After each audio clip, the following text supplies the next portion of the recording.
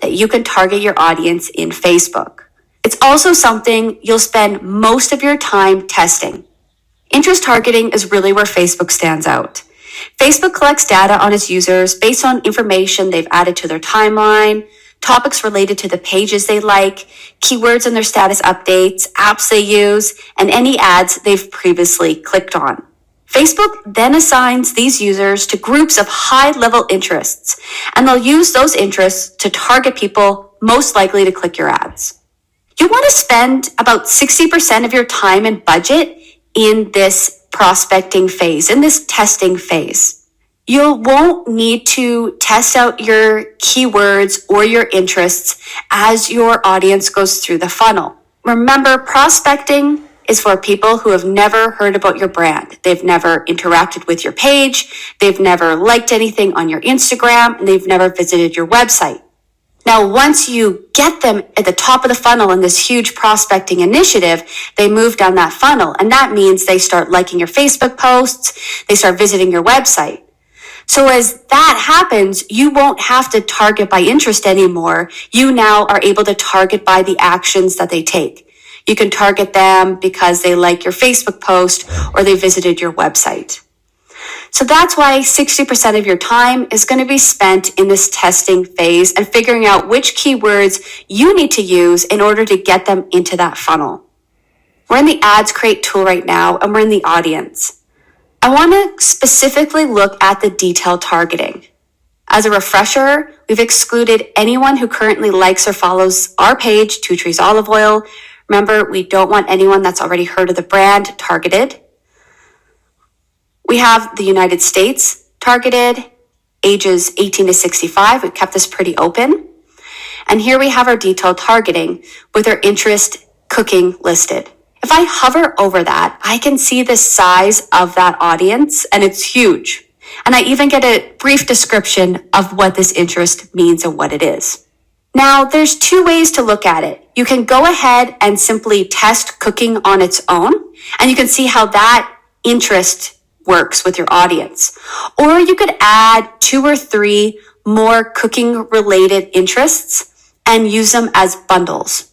You don't want anything too diverse when you're interest targeting because you want to know that these keywords or interests work really well together. But if, say, you had cooking and then you had a food magazine, you wouldn't necessarily know, is it the food magazine that's performing well or is it cooking?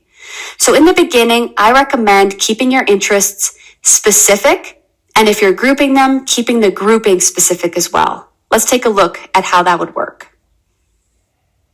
If I click into the Add Demographics Interests Behaviors box, and I select Browse, it's here that I get more information. So there's some demographic options, interests, and behaviors. I'm going to choose interests, and we're going to take a look at food and drink, just to see what's out there. It might be interesting to take a look at the cuisine option, and perhaps we check Italian.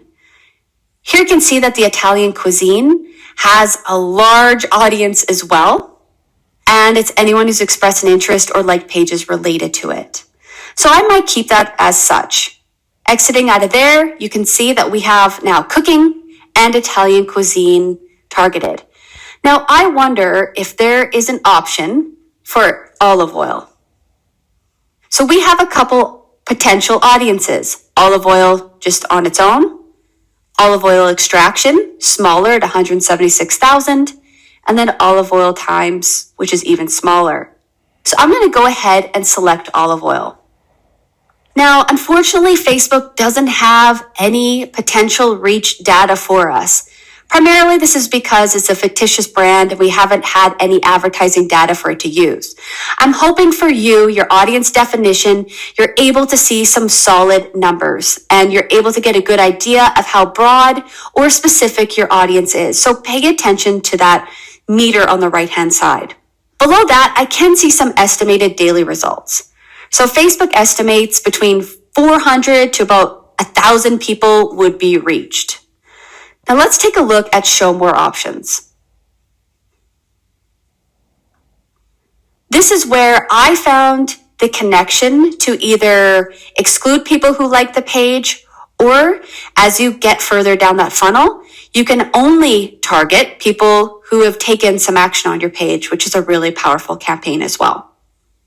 Below that is where I'm going to save this audience so that I can use it in future ad sets and future campaigns.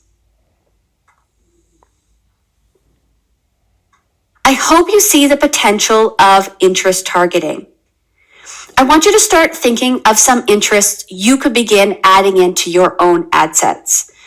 If you haven't started setting up your ad campaign, I suggest doing it now and working your way through to the audience. Take a look at some interests that might be really powerful targeting options for your ads. Take note of the size and start grouping them together to see if you can create some power-packed ad sets.